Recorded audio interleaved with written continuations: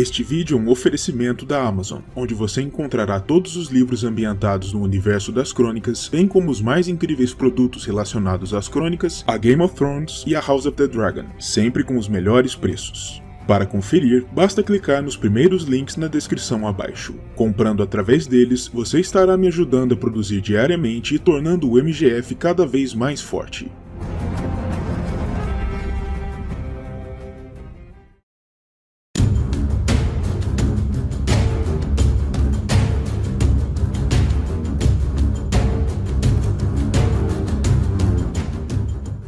A morte de seu bem-amado Jaehaerys, não só seu filho mais velho, mas também um de seus principais comandantes militares, encheu Rhaenyra de um sentimento de desolação e fúria, e ela resolveu responder a essa afronta com seus dragões, para fazer com que os verdes pagassem por aquilo.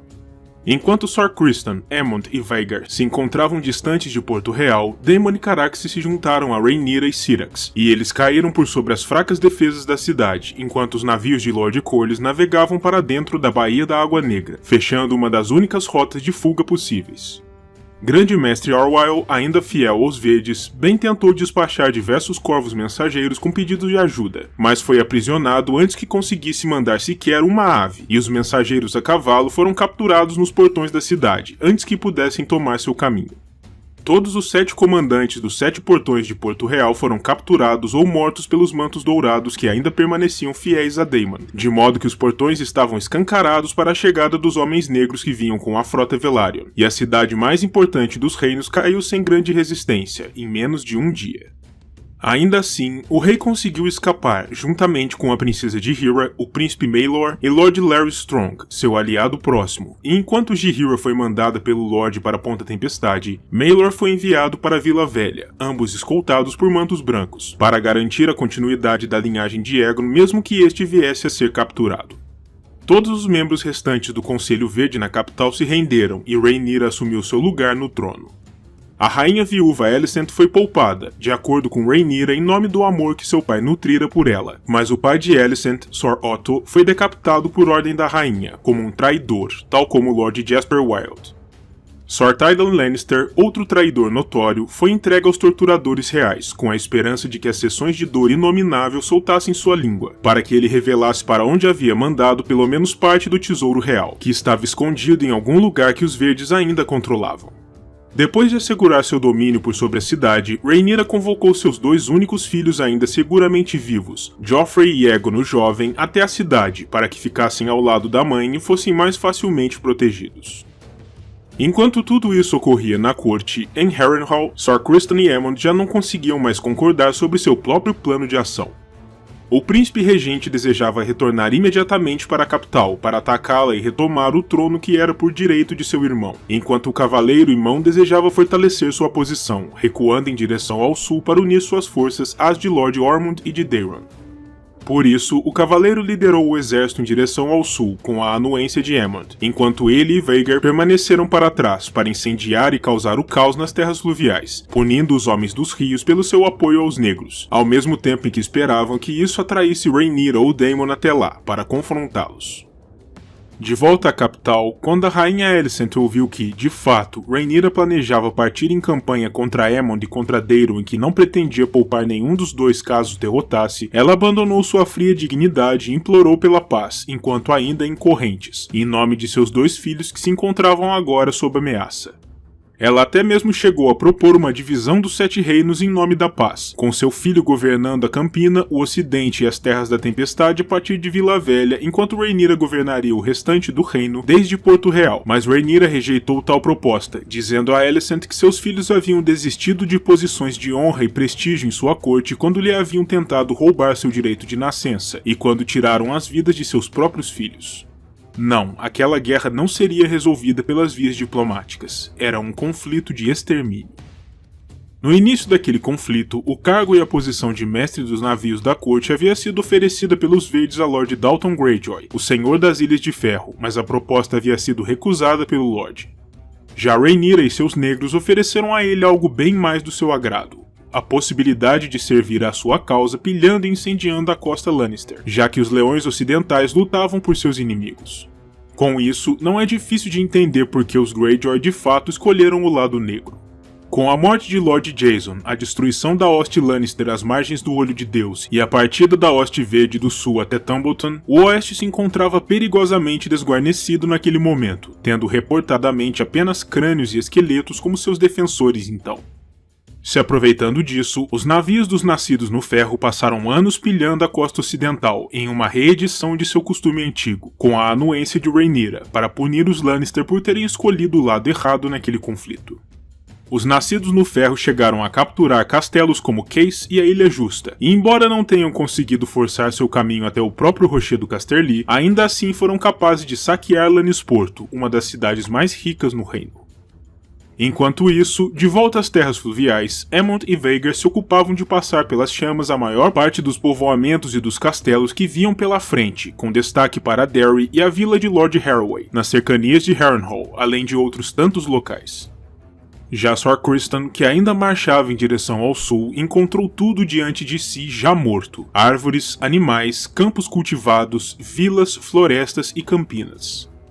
Seus batedores reportaram terem visto cadáveres couraçados sentados sob árvores, ainda montando uma macabra guarda enquanto definhavam e apodreciam, em uma forma de troça dos inimigos vitoriosos. Tais ajuntamentos eram conhecidos como banquetes de cadáveres, e os verdes ainda veriam muitos deles em seu caminho. Contudo, em ao menos uma das localidades, elmos cruzados, os cadáveres não eram o que aparentavam. Eram na realidade soldados negros disfarçados de mortos, que se levantaram e atacaram o exército de Criston quando este cavalgava por ali. Os homens do cavaleiro foram emboscados constantemente durante seu caminho desde o Tridente até a Torrente da Água Negra, pelos Lordes dos Rios e por Lord Roderick Dustin, que continuava a ser um grande empecilho. Criston, vendo que aquilo não poderia continuar indefinidamente, propôs resolver a questão em combate singular, mas sua proposta foi recusada. Aquela batalha rente a torrente foi uma das mais decisivas da dança, pois foi também onde Sir Criston, um dos principais líderes verdes, tombou lutando. Depois da morte de seu líder, os verdes abandonaram uma humilhante retirada e centenas foram mortos pelos negros que os perseguiam.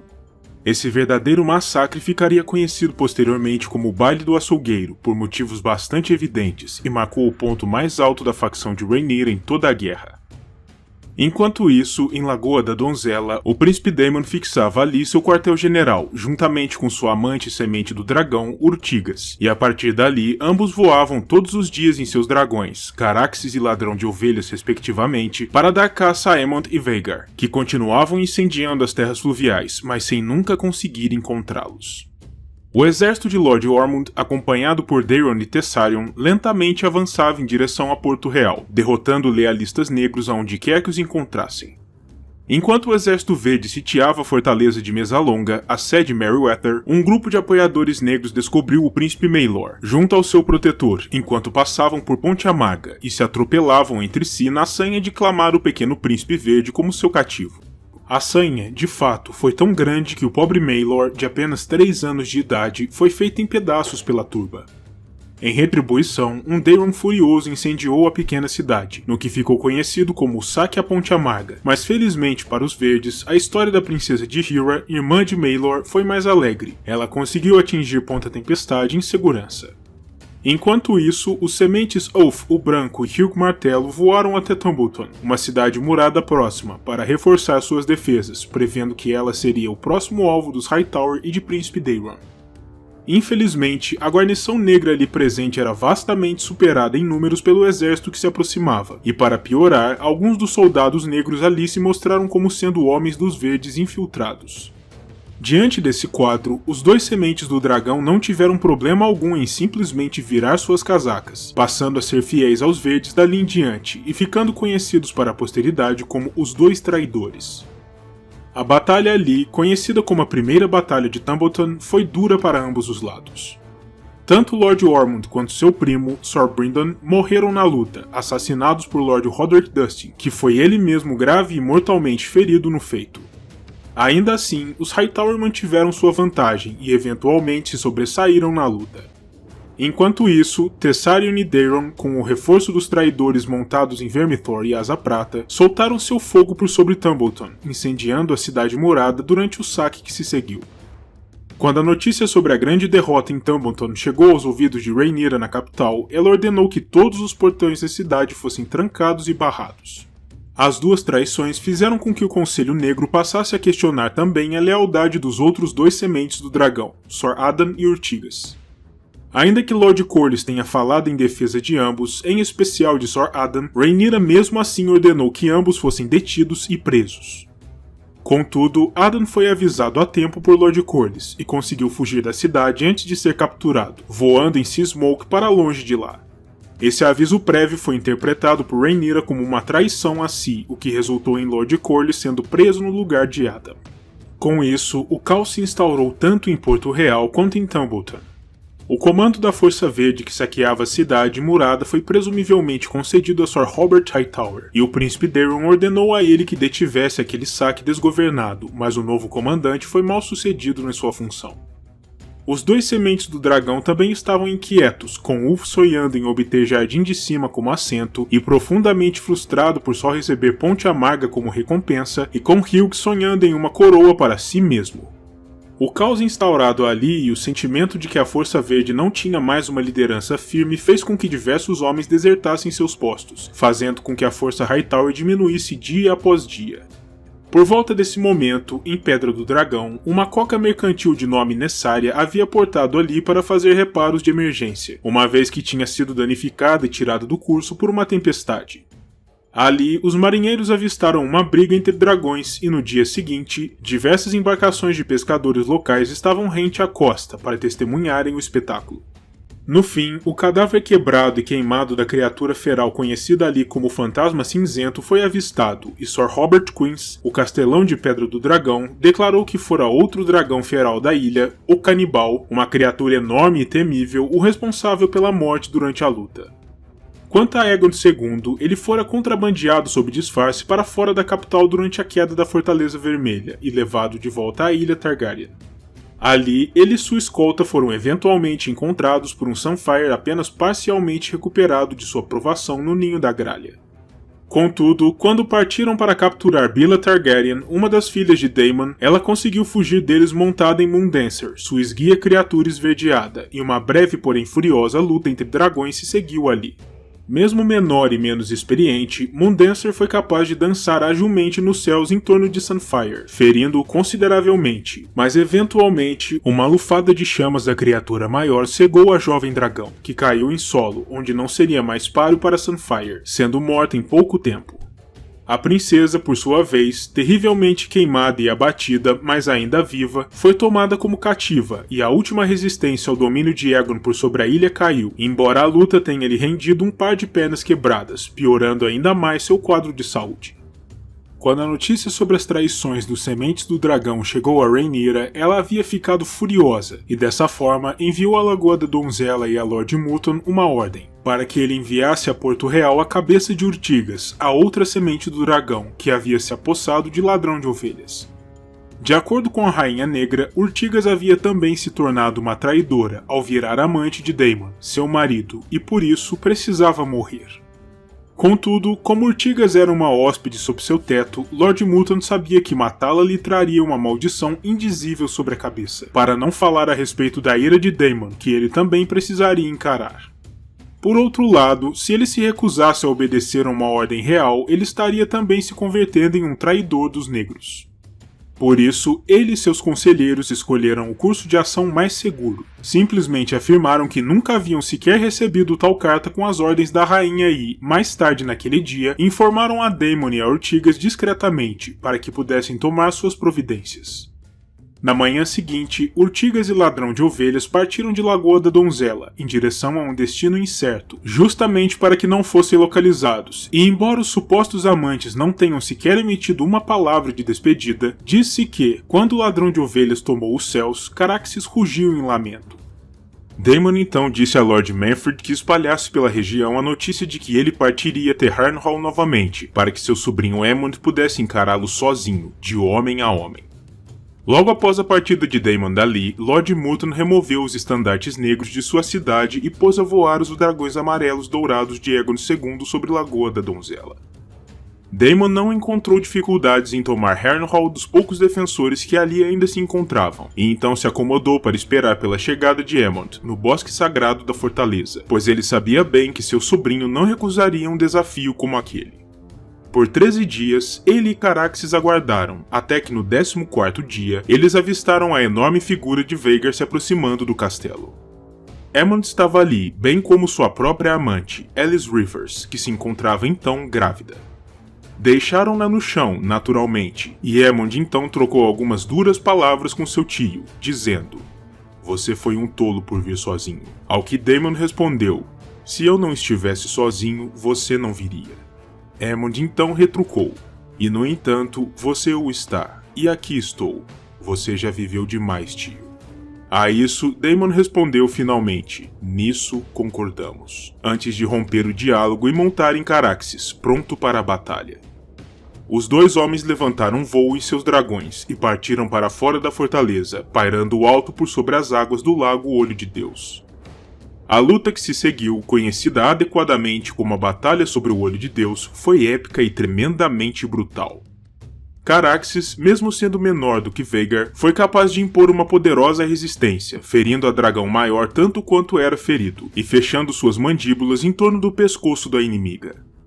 Então, embolados, ambos os dragões começaram a perder altitude, e foi nesse ponto que Daemon, vendo que aquela era a sua chance de acertar suas contas com Aemond de uma vez por todas, saltou ousadamente de sua cela, empunhando Irmã Negra e acertando a ponta da lâmina diretamente através do crânio do sobrinho verde, bem através do vão vazio do olho que ele perdera anos antes em sua luta contra Lucerys, e matando-o instantaneamente. Daemon, Caraxes e Vhagar também faleceram na luta, presumivelmente pela grande queda até o solo, e eventualmente, anos depois, os restos dos dois dragões e a ossada do empalado Aemond foram achados, mas Daemon simplesmente desapareceu, com os homens teorizando que o peso de sua couraça tenha levado seu corpo até o fundo das águas do lago, embora existissem aqueles que afirmassem que ele havia, de algum modo, sobrevivido à queda, e partira para ficar junto de Urtigas mais uma vez, em algum lugar desconhecido. A batalha sobre o Olho de Deus se deu no 12º dia da quinta lua do ano 130 após a conquista. Enquanto isso, de volta à capital, a frota Velaryon, que representava mais da metade das forças negras na cidade, simplesmente abandonou Rhaenyra ao saber sobre o aprisionamento de Lord Corlys, e aqueles que permaneceram leais já não eram mais de confiança. No mesmo dia do abandono da frota Velaryon, a rainha Rhaelyna, esposa de Aegon II, se atirou de uma das torres mais altas de Maegor para se empalar nas estacas do fosso seco lá embaixo, se suicidando. Muitos na cidade acreditavam que ela na verdade havia sido morta deliberadamente, no entanto, empurrada por Sir Luthor Largent em pessoa, para que sua morte parecesse suicídio, mas nada nunca foi provado. O dragão da rainha, Dreamfire, pareceu de algum modo sentir a morte de sua senhora, pois seu rugido naquele momento foi ensurdecedor, e a dragão rompeu duas de suas correntes que a prendiam no fosso. Na noite daquele mesmo dia, uma grande revolta tomou conta da capital. Sir Luthor e outros 500 mantos dourados ainda tentaram suprimi-la, mas ele próprio e outros tantos de seus homens foram mortos pela turba de 10.000 revoltosos. Nesse contexto, um cavaleiro andante, Sir Perkin, a Pulga, coroou seu próprio escudeiro, Tristan Truefire, como novo rei, declarando-o como sendo um bastardo do falecido Viserys I. O cavaleiro prometeu também um grau de cavalaria a todos que apoiassem a pretensão de Tristan, de modo que muitos se juntaram à sua causa. No dia seguinte, as forças de segurança da capital até conseguiram restaurar a ordem em alguns pontos da cidade, mas de maneira geral, o caos ainda imperava em Porto Real. Tendo descoberto sobre a traição mútua em Lagoa da Donzela e sobre a fuga de Urtigas, Rhaenyra, começando a se sentir muito insegura, enviou corvos ao Ninho da Águia e ao norte, pedindo por mais auxílio de seus partidários. E a Rainha Negra tinha razões para se preocupar, pois na noite seguinte, os partidários de Truefire estavam ganhando ainda mais poder e adesão, e podiam ser considerados como uma legítima ameaça à coroa. Os portões do Rei e do Leão foram abertos à força pelos revoltosos, pois os mantos dourados em um haviam fugido e os guardando o outro haviam se unido à revolta. Com Sir Perkin em pessoa controlando o Portão da Lama, ou Portão do Rio, como era formalmente conhecido, 3 dos 7 portões da capital se encontravam agora abertos à força, contrariando as ordens da rainha, e livres para a passagem de seus inimigos. Diante de tamanho caos, o povo da cidade, que já vinha se sentindo desgostoso com Rhaenyra antes, agora não mais acreditava que ela era capaz de defendê-los, de modo que perderam por completo a fé em sua rainha. Nesse contexto, um profeta meio louco conhecido apenas como O Pastor passou a arregimentar seguidores e os liderou até o topo da colina de Rhaenys, ao Fosso dos Dragões, com um objetivo simples, o de exterminar todas as criaturas contidas ali, pois o povo passara a acreditar que eles eram a fonte de todas as desgraças pelas quais os Targaryen nos vinham fazendo passar.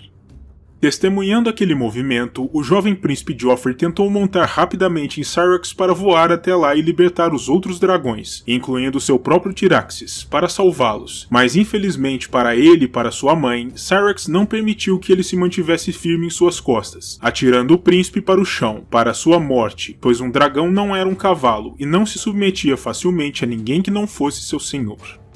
Temendo pelo pior, tendo testemunhado a queda de Joffrey a partir do topo da Fortaleza Vermelha, Rhaenyra ordenou aos que ficariam conhecidos como os 7 que cavalgaram, 7 cavaleiros ainda leais a ela, que partissem para salvar seu filho, mas infelizmente eles chegaram lá tarde demais para ajudar Joffrey. Enquanto isso, o ataque ao Fosso dos Dragões seguia ininterrupto. Os dragões contidos lá dentro, mesmo os mais jovens, naturalmente ofereceram resistência, e centenas de revoltosos foram mortos pelas criaturas, mas eventualmente todos acabaram sendo mortos, ou pela ação da turba ou pela sua própria, como no caso de Dreamfire, que voou de forma desorientada até o topo da estrutura, se chocando contra a abóbada de pedra e causando uma enorme queda de pedaços de pedra que esmagaram a si mesma e a muitos dos revoltosos. Syrax foi a última criatura a cair, pousando em meio à turba para matar ao máximo que conseguisse, e Rhaenyra também testemunhou quando sua dragão e companheira padeceu em meio aos golpes e às flechas. Com aquele movimento, os conselheiros negros concordaram que a cidade estava, de fato, perdida, e que o único curso de ação possível era o de abandoná-la à sua própria sorte, antes que fossem todos também mortos. No dia seguinte, Rhaenyra foi persuadida a abandonar a cidade, passando sorrateiramente através do Portão do Dragão junto a um punhado de homens leais e ao filho Aegon, em direção ao porto de Valdocaso. Mais tarde, notícias sobre a queda de Porto Real e a fuga de Rhaenyra chegaram a Tumbleton, onde o exército Hightower continuava estacionado, o que convenceu sua liderança de que aquele seria o momento ideal para marchar até a cidade, para tomá-la novamente para Aegon. Contudo, Sir Robert Hightower nutria suas dúvidas sobre esse plano de ação, e os 2 traidores sementes do dragão se recusavam a tomar parte naquele avanço, a menos que suas exigências fossem endereçadas. Contudo, com a morte de Aemond e o desaparecimento de Aegon II, a verdade era que a facção verde se encontrava sem liderança clara, e por isso, uma decisão final era difícil de ser tomada. O príncipe Daemon era o próximo na linha sucessória, e haviam aqueles que desejavam declará-lo logo como príncipe de Pedra do Dragão ou mesmo como rei. Sir Hugh Martelo, por outro lado, desejava ser coroado ele próprio, pelo direito de conquista, já que ele controlava então o mais velho e maior dragão ainda vivo, Vermithor, 3 vezes maior do que a Tessarion de Daemon. Com isso, Ulf o Branco ajudou a maquinar a coroação sorrateira de Hugh, mas seus adversários não ficaram de braços cruzados. Sir Robert e Lord Anwin Peake convocaram outros 11 lords e cavaleiros com terras, que ficariam conhecidos como os Caltrops, para auxiliarem-nos no plano para assassinar ambos os sementes do dragão e deter sua sanha de poder, com o consentimento de Daemon. Contudo, antes que os Caltrops pudessem executar seu plano, Tumbleton se viu novamente atacada, dessa vez por uma força negra, liderada por Alan Velaryon, montado em seu dragão Seasmoke, à frente de uma força de 4.000 soldados. A grande força verde acampada ali superava os negros em números, mas ao mesmo tempo havia se tornado relaxada devido ao tempo que haviam permanecido estacionados ali, de modo que foi pega quase completamente de surpresa. Enquanto Ulf dormiu durante todo o ataque, Hugh veio a ser morto por um dos Caltrops, Lord Jon Roxton, que foi logo depois assassinado pelos homens de Hugh por vingança. Já o destino de Daemon Targaryen foi incerto. Ele foi morto ou por Trombo Negro, um mercenário miriano a serviço dos negros, ou por um homem de armas desconhecido, ou ainda sucumbiu sob um pavilhão incendiado, morrendo entre as chamas. Mesmo com as mortes de ambos os senhores de Vermithor e Tessarion, os 2 dragões levantaram voo por iniciativa própria, e Addan foi forçado a enfrentá-los sozinho. A batalha foi breve, e terminou com Vermithor simplesmente arrancando fora a cabeça de Seasmoke, embora tenha vindo a morrer logo depois, devido aos seus ferimentos. Tessarion também foi ferida e por 3 vezes tentou levantar voo novamente, sem conseguir, permanecendo em uma agonia profunda até ser libertada de seu sofrimento por ordem de Lord Bandicott Blackwood. Adan também faleceu lutando, embora as circunstâncias da sua morte sejam incertas. Embora tenham vencido a batalha, os negros não foram capazes de tomar a cidade-mercado, pois não contavam mais com um dragão e nem com um aparato de cerco para vencer as muralhas. Por isso, eles tomaram do campo tudo aquilo que julgavam ser útil e simplesmente partiram logo depois, abandonando Tumbleton. Apenas uma criatura permaneceu viva na cidade, Asa Prata, o dragão de Oath, que nem participou do feito. Para se livrar de uma vez por todas do semente do dragão, Sir Robert envenenou 2 taças de um vinho dourado da árvore, vindo a falecer junto a Oath quando ambos beberam, cumprindo sua missão. Com a morte de Oath, Asa Prata já não tinha mais um senhor que a comandasse, o que levou Lord Pique a desistir da ideia de marchar contra Porto Real e a bater em retirada, salvando a cidade para os negros. Enquanto tudo isso ocorria, no entanto, a sorte de Rhaenyra, a Rainha Negra, se esvaía. A ela foi negada a hospitalidade em Rosby e permitida apenas uma noite na fortaleza de Stokeworth. Além disso, metade dos mantos dourados que a escoltavam desertaram, e muitos de seus cavaleiros protetores foram simplesmente mortos, deixando-a com uma diminuta força protetora. Em Valdocaso, seu objetivo inicial, ela e os seus foram admitidos, mas não por muito tempo, e ali, Rhaenyra foi forçada a vender sua própria coroa, o símbolo de sua majestade, em troca de uma passagem para si e para os seus na coca mercantil Braavosi Violante, que a levaria de volta à Pedra do Dragão. A esperança da rainha era de chocar um novo ovo de dragão ali, após a morte de sua criatura, para continuar na luta. No entanto, assim que ela e o filho aportaram na ilha vulcânica que servira como a sede de sua casa antes da conquista, seus domínios de direito antes de sua coroação, as coisas começaram a dar errado. Rhaenyra e Aegon encontraram os cadáveres de seus antigos apoiadores enforcados e chamuscados diante dos portões da fortaleza, e logo depois, antes que ela pudesse entender bem o que via, Sir Alfred Roome, um notório apoiador de seu meio-irmão, os prendeu, assassinando os últimos guardas da rainha ainda remanescentes. Rhaenyra, suas damas e seu filho foram então levados, sem cerimônias, até a presença de um Aegon II muito ferido, mas ainda vivo e altivo, e de sua criatura Sunfyre, que se encontrava igualmente ferido, com uma das asas torcida em um ângulo grotesco. Rhaenyra não pôde evitar de sorrir à visão da criatura ferida do irmão, o que apenas serviu para enfurecer Aegon ainda mais. Ali, eles esgrimiram algumas poucas palavras ousadas entre si, com Rhaenyra dizendo: "Caro irmão, eu tinha esperança de que estivesse morto." Ao que Aegon respondeu: "Depois de você, sois a mais velha." Rhaenyra retrucou: "Estou feliz em saber que se lembra disso. Aparentemente, somos seus prisioneiros, mas não pense que vai nos manter por muito tempo. Meus senhores leais me encontrarão." As palavras finais de Aegon diante disso foram: "Se vasculharem os 7 infernos, talvez." Após essas palavras, ele ordenou que Rhaenyra fosse apunhalada no coração, e então permitiu que Sunfyre inundasse o cadáver em chamas, para depois comer a carne do corpo da Rainha Negra, tudo diante do olhar aterrorizado do Aegon, filho dela, causando-lhe uma enorme escara mental e emocional. Isso ocorreu no 12º dia da 10ª lua, ainda em 130 após a conquista. Daquele momento em diante, Aegon o Jovem se tornou prisioneiro do segundo deste nome, seu cativo, para estimular os senhores ainda leais aos negros a baixarem suas armas, diante da notícia da morte de Rhaenyra, mas a verdade é que aquela guerra ainda estava longe do fim.